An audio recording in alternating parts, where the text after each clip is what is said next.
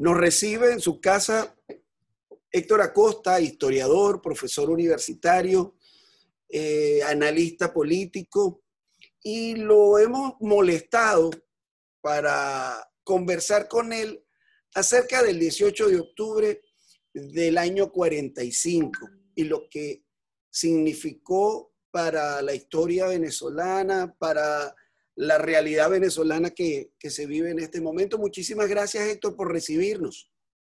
Gracias a ti, José Gregorio, por la invitación. Héctor, le pregunto, 18 de octubre del 45, ¿revolución o golpe de Estado? Golpe de Estado, José Gregorio. Fue un golpe de Estado.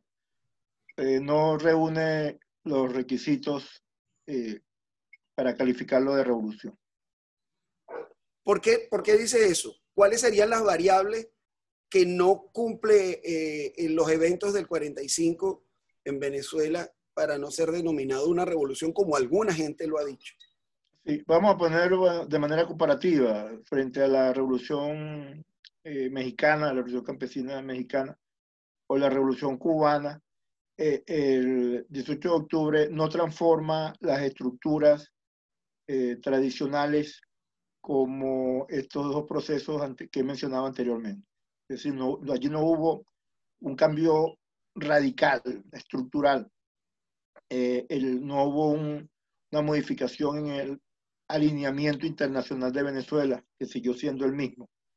Ni fue la irrupción de una nueva clase social en el ejercicio del poder. Sin embargo, Héctor, hay un quiebre histórico al que se refiere estos eventos. De hecho, se pasa digamos, de los últimos estertores del gomecismo, como se ha dicho, que representaba Medina, y algunos llaman que ese es el inicio del proceso democrático en Venezuela. Sí, yo he escuchado los comentarios o las relaciones con el hecho de la democracia venezolana como finalmente la vamos a conocer a partir del año 58, cuando hay un acuerdo, hay un consenso de élites y un consenso de las organizaciones políticos, sociales, religiosas. Pero el 45, aunque se puede calificar como un quiebre o el inicio de un proceso que va a partir en dos el siglo XX venezolano, como he dicho antes, no es una transformación, digamos, de tanta trascendencia. Sí es cierto, y esto no queda la menor duda, que es la llegada al ejercicio del poder de un sector que emerge a partir del año 28, que irrumpe después de la muerte de Gómez en la actividad política en el 36 y que es gobierno en el 45 a través del Partido Acción Democrática. Pero esos son cambios políticos, José Gregorio. No son cambios estructurales de gran monta, de gran calado. Sí hay, sin duda alguna, un cambio en el manejo político que es introducido a partir de la convocatoria para la elección de una constituyente. Entonces, desde ese punto de vista, desde el punto de vista político, dado los actores emergentes, hay unos cambios significativos, pero no de la monta o de la magnitud como para calificarlo de una revolución. Decimos que con Medina se termina el gomecismo en Venezuela. Sin embargo, Medina Angarita ha sido reivindicado por ser un militar, de los militares más abiertos que ha tenido la historia venezolana, digamos, en el tema político. De hecho, permite la legalización del Partido Comunista de Venezuela. Sin embargo, es quien recibe un golpe de los factores que luego son denominados los padres de la democracia. Bueno, esas son las peculiaridades que la historia algunas veces produce, porque la historia es el resultado de las acciones humanas. ciertamente Betancourt, Rómulo Betancourt, que encabeza la Junta Revolucionaria surgida tras el golpe de Estado del 18 de octubre, emerge y llega o retorna al país a inicios del año 36, diciendo que va a organizar un partido político y que va a luchar por el establecimiento de una democracia en Venezuela. En 45, en parte, él es sorprendido. Él es menos sorprendido, José Gregorio, de los dirigentes de su partido, que cuando digo esto de sorprendido, es que el grupo de militares que irrumpe contra Medina Angarita se fija en ese partido pequeño de intelectuales y de una clase media incipiente que es Acción Democrática, para que encabece el gobierno que los militares no pueden ejercer directamente. Me refiero a estos militares que le dan el golpe a Medina. Y entonces ocurre esta singular cosa en la cual Betancourt, que va a ser luego considerado el padre de la democracia, participa en ese golpe de Estado del 45. Eso por un lado. El otro elemento es el que tú dices, o que han señalado en el caso de las condiciones personales de Medina Angarita, un hombre bonachón, tranquilo, en una circunstancia signada por una circunstancia interna signada por el evento internacional más significativo que ocurre durante la gestión de Medina, que es la Segunda Guerra Mundial. Entonces, eso generó internamente un distenso, una situación de distensión que lleva a, recordemos que los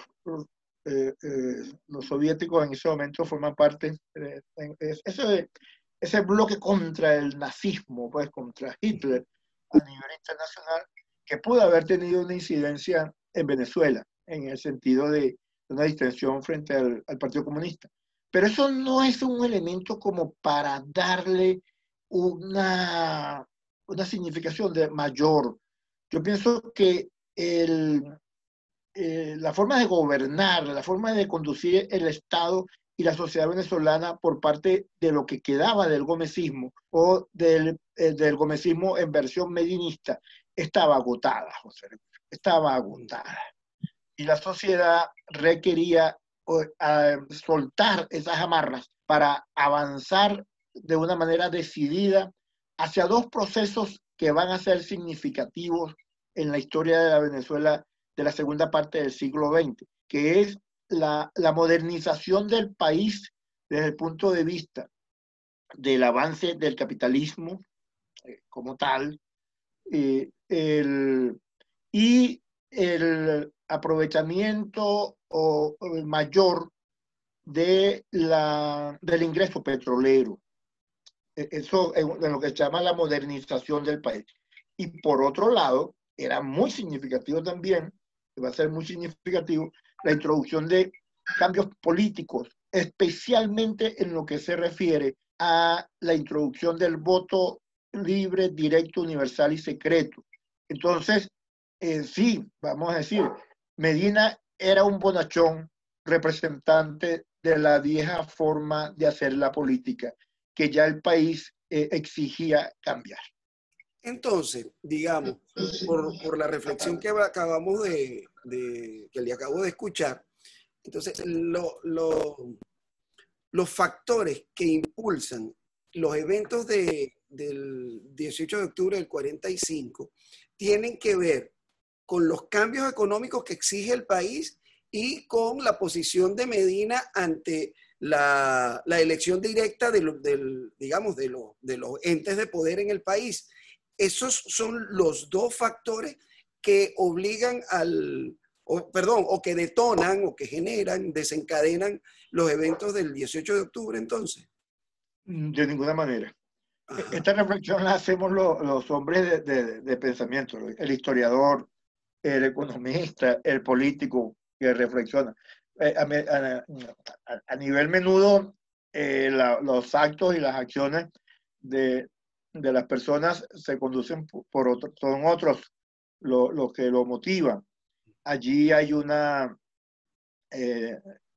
conclusiones que se han sacado desde el punto de vista histórico es que hay además de ese anclaje con el pasado, con la forma de gobernar procedente del gomecismo, hay unos elementos que tienen que ver con la modernización, incluso del aparato militar, o de estos militares que irrumpen contra Medina, consideran que ya su propia institución debe ser modernizada, debe acabarse la designación derivada del origen regional, me refiero. Recuerda que durante el gomecismo los altos cargos estaban reservados para la gente procedente de los Andes. Los andinos en el poder consideraban que estaba reservado eso, tanto el poder militar, la jefatura militar y la jefatura política. Yo voy a hacer una pequeña precisión aquí, que es la siguiente. El candidato, antes de Biagini, antes del sucesor, de la carta que saca Medina Angarita una vez que el doctor Diógenes Escalante enloquece, que era el candidato natural del momento. Es un hombre pariente de Gómez. Él estaba casado con Luisa Gómez, estuvo de cónsul en Liverpool, una figura inminente, ojo, un tipo. A mí me correspondió en el Instituto de Estudios Hispanoamericanos estudiar esa figura en un libro que no sé si tú conoces, un epistolario denominado Los Hombres del Benemérito, en el cual hacemos un estudio sobre los personajes. Y Escalante a mí me corresponde reunir las cartas de Escalante, y él era un hombre muy inteligente, muy capaz, con una visión de Europa excelente, y reunía una condición, no reunía las dos condiciones para ser jefe de gobierno en aquella circunstancia, que era andino, pero no era militar. Era un avance desde el punto de vista del grupo dominante durante el medinismo. Sin embargo, como sabemos, él enloquece, y entonces la principal carta del medinismo para sucederle es descartada. Entonces, ese es un elemento muy importante, José Gregorio. La figura de sustituta de Escalante no reúne las credenciales, y se produce el quiebre, se produce la falta de confianza, se produce un vacío, podemos calificarlo incluso de un vacío de credibilidad, que es lo que otra serie de eventos concluyen en el golpe de Estado.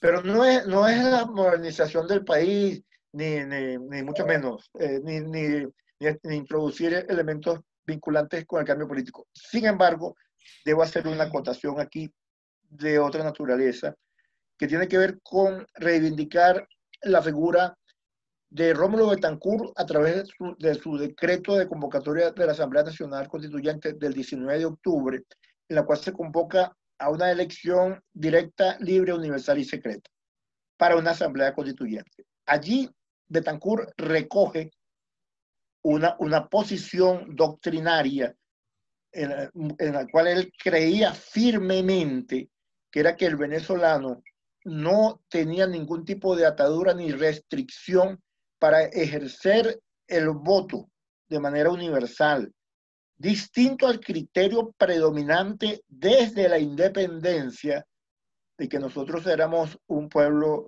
porque fíjate esto, desde la independencia, de que no estábamos maduros para la democracia, y que luego Laureano Vallenilla Lan recoge en el año 1905 cesarismo democrático, que es el fundamento bajo el cual se basa la tesis del gendarme necesario, de que nosotros somos un pueblo indócil, anárquico y violento, propenso a la anarquía, y que nunca podríamos tener una democracia por sí solo, sino a través de un benemérito, de un gendarme necesario. Betancourt, con el acto y el proceso del trienio, que voy a ir más allá porque no solamente es el 18 o el 19 de octubre. Claro, sino yo quiero que tratemos el tema del trienio ADECO en este momento, pero usted termina okay. No, eso de que se rompe con un pensamiento político del positivismo y del positivismo tanto del siglo XIX como del siglo XX, con la irrupción del voto.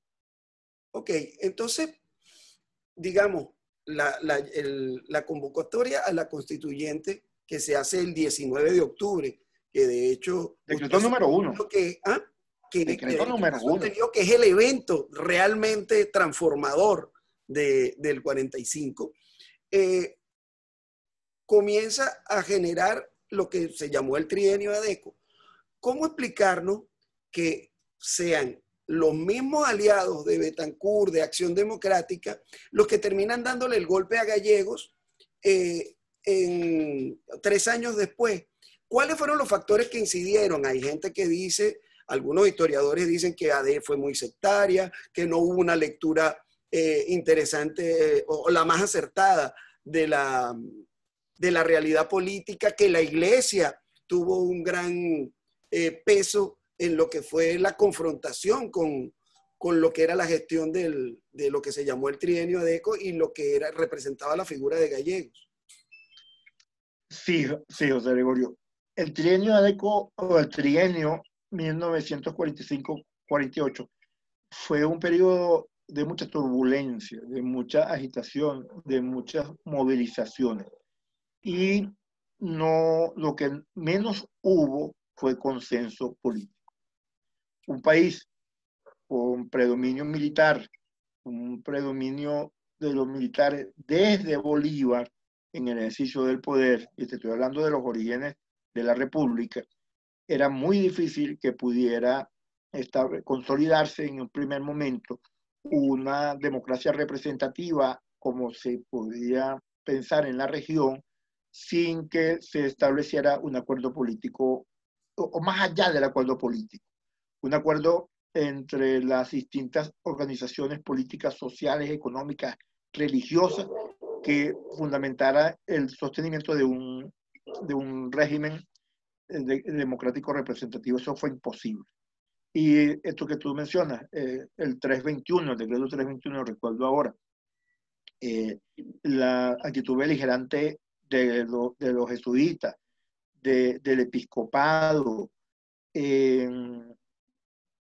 todavía no teníamos cardenal, era el arzobispo de Caracas, etcétera, y las organizaciones políticas como COPEI y en parte URD, más el sectarismo de Acción Democrática, la agitación natural, el revanchismo, hay que plantear tú también el revanchismo de los sectores tradicionalmente excluidos, el revanchismo de los del 36 que fueron perseguidos y luego expulsados del año 37, ahora en funciones de gobierno se vengaron.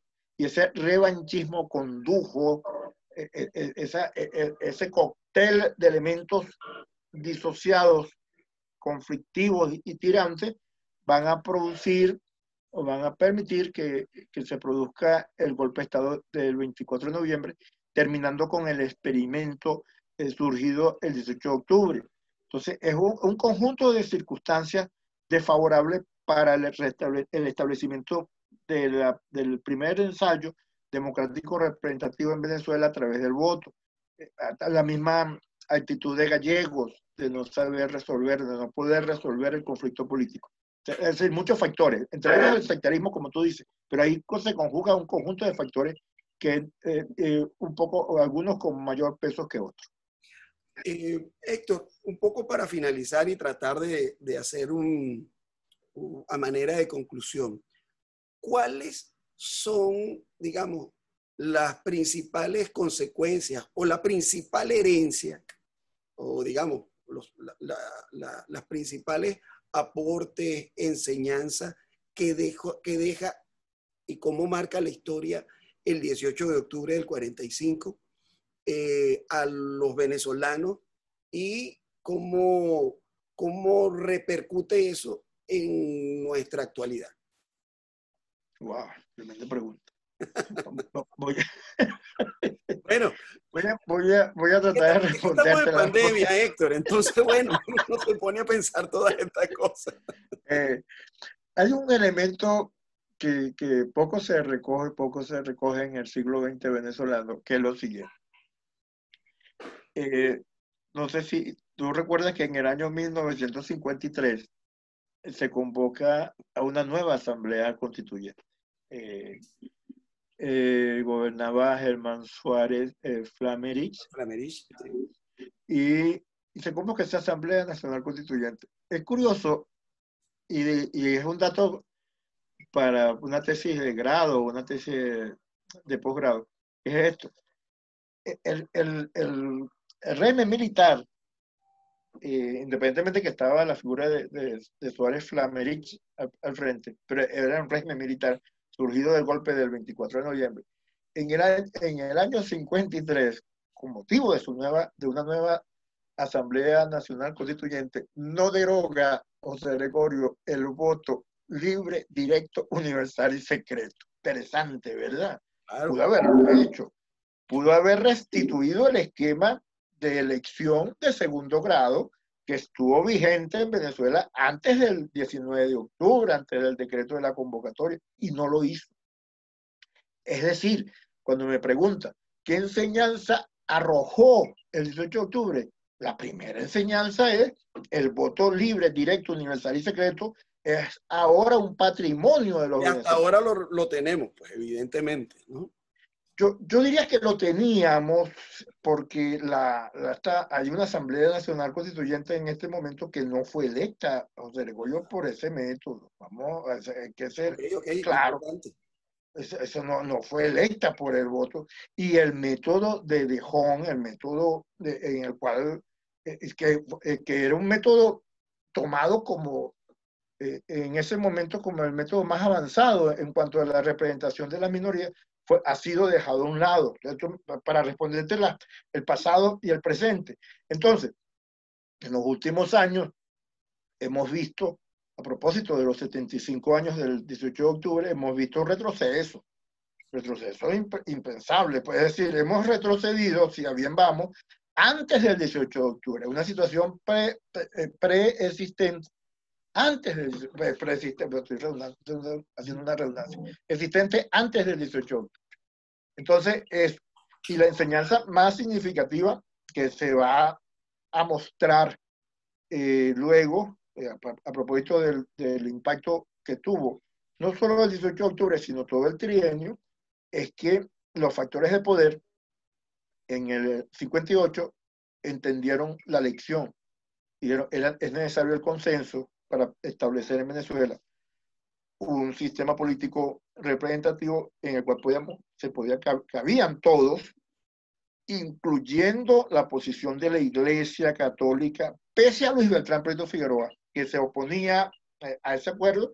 Betancourt lo impulsó, no sé si recuerdas, el modus vivendi, la distensión con la Iglesia, etcétera, etcétera, y se formuló un esquema político, algunos los califican de un consenso de élite, lo que tú quieras, pero permitió finalmente, a partir del 58, el establecimiento en el país de un sistema democrático representativo que fue la inspiración del 18 de octubre, o basado en la idea del 18 de octubre, porque el 18 de octubre, vamos a estar claros, es el inicio del debate político abierto de las distintas corrientes del pensamiento que confluían en la Asamblea Nacional Constituyente, y ahí se debatía de todo, ahí hubo un debate interesantísimo, de toda naturaleza, ojo, religiosa, política, económica, de todo, y que sin duda alguna se va a continuar en el año 58, o después del 58.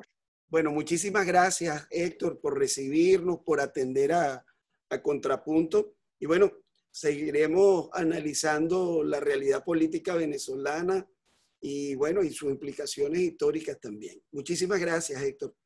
Gracias a ti, José Gregorio. Buen día.